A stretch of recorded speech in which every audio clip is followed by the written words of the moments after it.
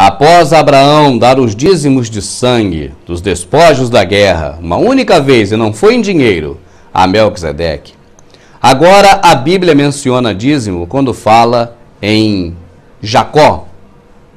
Jacó contendeu contra o anjo e a partir dali ele edificou um altar chamado Betel e disse, de tudo darei o meu dízimo. Não fala para quem nem quando.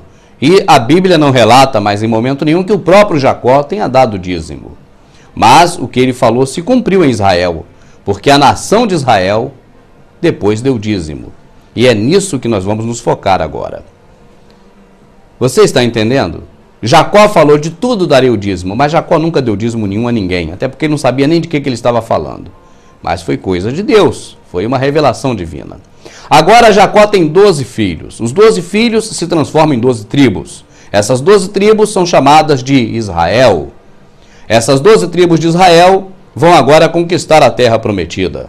Passa pelo momento lá do Egito e chegam agora, após a saída do Egito através de Moisés, chegam agora no deserto e vão atravessar o Jordão para conquistar Canaã, a terra prometida que emana leite e mel. Aí o Senhor Deus manda as leis de Moisés.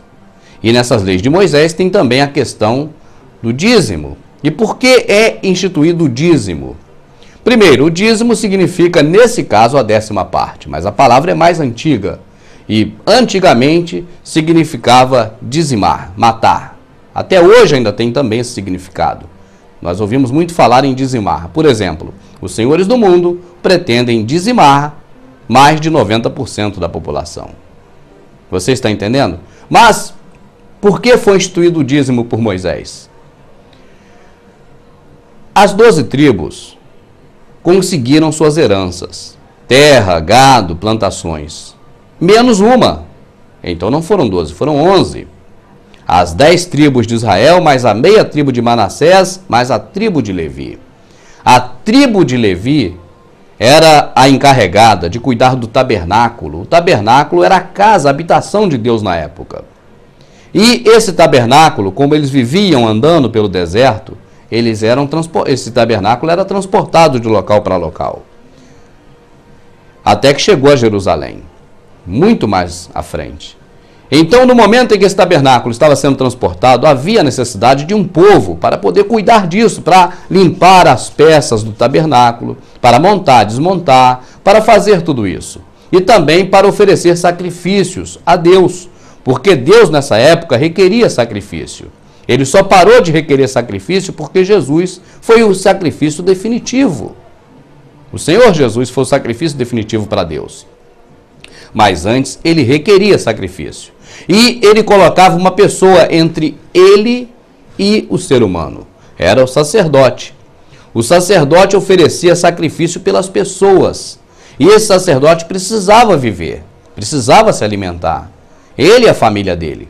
Então o Senhor instituiu o dízimo, ou seja, tudo aquilo que Israel plantar, tudo aquilo que as 11 tribos tiverem plantado e cuidado de animais e tudo, tem que pegar 10% de ano em ano, em alguns casos, e de 3 em 3 anos, de acordo com a safra, em outros casos, e entregar aos levitas, a tribo de Levi, para que a tribo de Levi possa existir dentro de Israel, porquanto não obtiveram herança. Assim está escrito. Era justo esse dízimo. Diga-se de passagem, era muito necessário que as pessoas que produzem dêem uma pequena parte para quem não pode produzir, a tribo de Levi. Assim sendo, meu amado, olha como Deus é inteligente, né? Se você pegar 10% de 10 pessoas, que eram 10 tribos mais meia tribo de Manassés, você tem 100% de um total. Então cada um tirava 10% das 10 tribos e juntavam 100% de um todo. Então todos tinham a mesma quantidade, não levando em conta a meia tribo de Manassés, que são 12 tribos, 10 mais meia tribo e mais a Levi, a tribo de Levi. Aí, os levitas eram encarregados do templo, do sacerdócio e do sumo sacerdócio, porque acima dos sacerdotes tinha um regulador dos sacerdotes, que era o sumo sacerdote. Eram todos da tribo de Levi. Eles tinham direito ao dízimo. E a Bíblia narra, quando diz sobre a lei do dízimo, de que somente, apenas, e ninguém mais, apenas os levitas tinham direito de receber os dízimos, embora todo Israel nascesse da coxa de Jacó. Mas só os levitas tinham direito de recolher o dízimo. Esse dízimo nunca foi dinheiro, nunca. Ele sempre foi cereais, sempre foi um gado, um boi, um cabrito, uma ovelha, o que fosse. Sempre foi bens de consumo e não dinheiro. Nunca foi dinheiro na Bíblia. Aí, meu amado, resumindo, o que acontece? Passa-se o tempo e o sacerdócio levítico continua atuando, recebendo as suas comidas, recebendo o seu gado, recebendo a sua parte na herança,